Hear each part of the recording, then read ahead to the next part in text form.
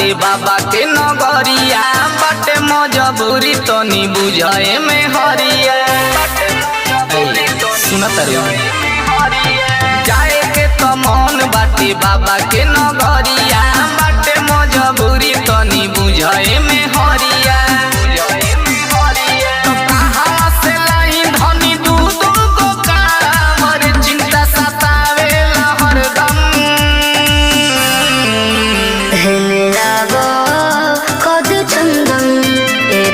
चलो ना